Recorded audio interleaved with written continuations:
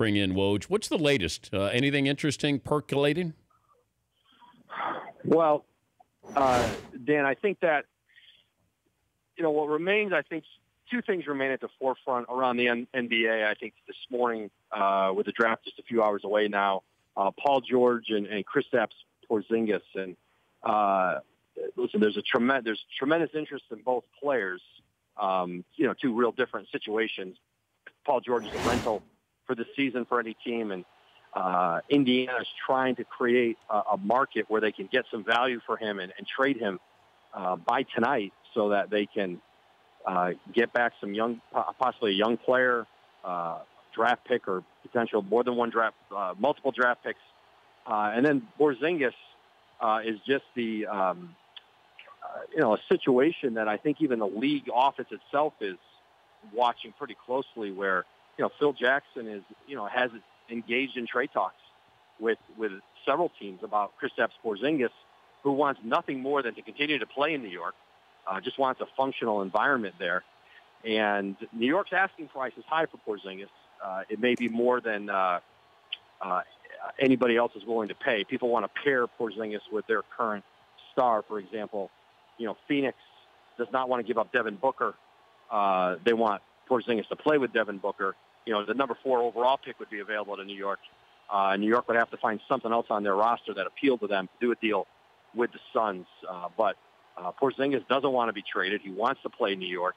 And I think I'm told he's just dumbfounded by what's going on here over the last few days with Phil Jackson. Man, there's so many directions to go in. What is Porzingis worth on the open market? He's worth multiple first-round picks, good young players. He's as, if you want to rank the best, say, 25 and under players in the world, the list, with Giannis Antetokounmpo, Karl Anthony Towns, Kristaps Porzingis,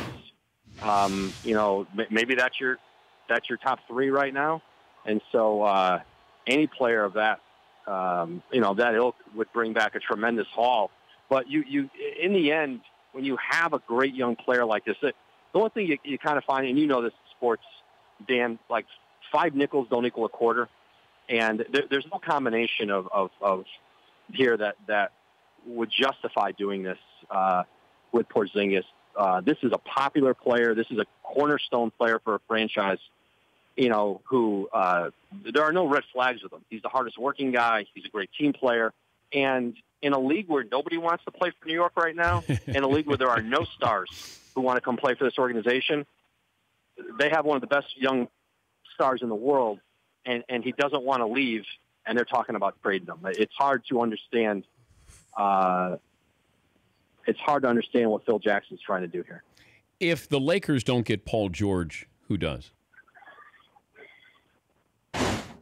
That's still wide open, Dan. I think that Indiana, is still waiting. I'm told, really waiting for what they hope to be their best offer. I'm not sure they feel like the offer that they're going to do, the deal they're going to do, I'm not sure they feel I have it yet. And usually, the deadline of the draft, or the deadline of the trade deadline, whatever part of the year, the deadline inspires teams to come with their best offer. And they're hoping that teams haven't made that yet. But I think there are so many teams weighing how much they should, who have made preliminary inquiries into Paul George, but there's a lot of teams who are weighing, should we go and offer a little bit more than we have? Should we jump into this? We haven't been in it at all. What's he worth to us as a rental? Do we think we could convince him to stay long term? So I still think the market for him, there'll be a team or two that comes out of nowhere today, maybe more than that, who gets involved in Paul George, but I wouldn't even begin to predict where he could end up. It's possible he stays in Indiana and they try to kind of reboot these talks between now and the start of free agency in July 1. Wow. Who is more likely to be in a different uniform to start the season, Kevin Love or Jimmy Butler? Listen, I think they both may very well be exactly where they are now. I think doing those kinds of trades, for Cleveland, there's great risk in trading Kevin Love for a player If it's a player at the end of his contract somewhere, Love doesn't have the value he had a couple of years ago in this league. When he was leaving Minnesota, he was traded for the number 1 overall pick. Right now, you couldn't, Kevin Love's not going to get a team into the top 5. Kevin Love wouldn't get Cleveland into the top 5 of the draft. Nobody was giving one of those picks up for Kevin Love. And so while Jimmy Butler's market continues to escalate because he has a couple years left on his contract, but I think the fact that Dwayne Wade has opted in and they've talked pretty openly in Chicago about picking up Rajon Rondo's option, I think it's a little harder to trade Jimmy Butler and head toward a rebuild and get the assets, young players, and picks back that you'd want for Butler, because you have Wade for another year, and he's not, he didn't come for that there, and it makes it odd. It's an odd roster setup if you have Dwayne Wade and Rajon Rondo, and then a bunch of young teams, a bunch of young players mixed in there, but. They're asking for a lot for Jimmy Butler. Multiple first-round picks, good young players, and so it's a pretty steep price to get him, and it should be. We're talking Adrian Wojnarowski tonight, 6:30 Eastern. Their NBA draft live coverage with Woj and Chris Mannix, TheVertical.com, Yahoo Sports. What's the Celtics' game plan? I think right now, if they keep the pick, I'm told that they're leaning toward Jason Tatum of Duke. Josh Jackson is still in the mix there. I think that there's a good chance whoever they don't take at 3, Phoenix takes at 4. De'Aaron Fox from Kentucky, the Kings have targeted him at 5, and they're hopeful he'll be there. And I don't think Phoenix takes Fox unless they have a trade for Eric Bledsoe and had something to move him out. I don't think I'm told they wouldn't bring Fox in with Bledsoe still there. So it's more likely they're going to take one of the forwards. But I think Boston's focus, Dan, is still on free agency. It's still on the Gordon Hayward pursuit on July 1. Now, that can change, and there are scenarios where they think maybe they could try to have Butler and Gordon Hayward. But that would take a lot of doing, and Boston's in a position now where they don't have to take great risks. They're just set up long-term with lots of picks and good young players. But the one thing about Danny Ainge is that they're always rotating a lot of ideas through their draft room, and they're liable to do anything. I do think right now their focus is on the draft tonight, and then free agency, and a little less on the trade market. What about the Clippers and the report DeAndre Jordan could be available? The thought of losing Chris Paul. What do you think is that roster with the Clippers looking like? That's the team that the most variable exists with the Clippers, because if Chris Paul and Blake Griffin leave, then they could be headed toward a rebuild. Then they could trade DeAndre Jordan, the one player they have that could get them back assets, and they could go into a full rebuild. I think J.J. Redick's future in L.A. is pretty doubtful. I'm told. I think his focus in free agency is going to be elsewhere. I just don't think they can afford to bring him back. And I think he may be ready to look on elsewhere. And so they need to get what the Clippers are trying to do is to get a commitment first from Chris Paul, and then they can start to build out their roster from there.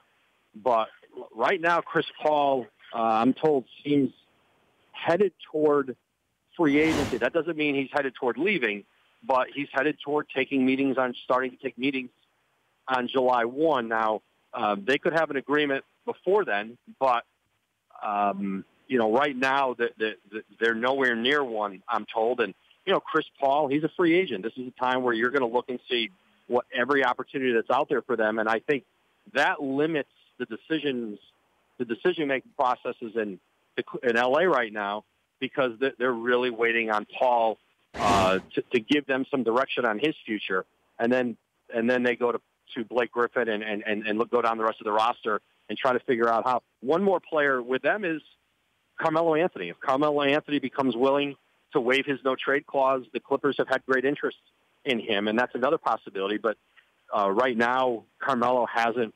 shown an inclination to waive it and leave New York yet. But what would stop LeBron James from calling Carmelo, calling Chris Paul, even calling the Godfather Jerry West, and say, look, Here's what I'm thinking here, and for me to make this happen, these things have to happen. Can we do it? I know it's illegal to do this, but we know this happens, though, Woj. So what if? Yeah, I think it might. Yeah. If we know or we think LeBron is going to leave, why wouldn't he just do this to say, I want to get a head start here, and this is what I need if we're going to make this happen? Well, conversations, especially among LeBron James, Chris Paul, Carmelo Anthony, Dwayne Wade, these guys are close friends, and they've remained close friends when they've been teammates. They came into the league together, so those conversations probably are ongoing, but it's really hard. So much has to be set up financially to do that, and to get a year ahead is difficult. I do think. Listen, LeBron's a free agent next summer, and if he were to leave Cleveland, I believe, based on my information, that L.A. Going west would intrigue him. Now, in the past, that really hasn't been an option for him. It's not something he had spent, but it's a different day in L.A. with Magic Johnson running the Lakers and Steve Ballmer in L.A. When he took a meeting with the Clippers years ago, Donald Sterling was the owner. Well, it's different with Steve Ballmer. So that may all be in play next year. I don't have a sense right now they're trying to line that up. But Paul George going to the Lakers, listen, that is absolutely the Lakers' goal right now, is to get either Paul George to a trade now or get him in free agency next summer. And they're in position now to have 2 max contract slots next summer, one for Paul George and in their perfect world, one for LeBron James. Are you guys tweeting out the draft picks before the picks are announced? Sure. Yeah, we'll have them, on the show. We'll literally have, as we break news, as we report trades, picks, they'll flash right onto the screen back in our studio in New York. And so, as we get the information, whether it's trades, picks, we're going to report it. Thank you, Woj. I know you got a busy day. We appreciate your time. Dan, thanks for having me on, as always. The Dan Patrick Show, weekday mornings on Audience.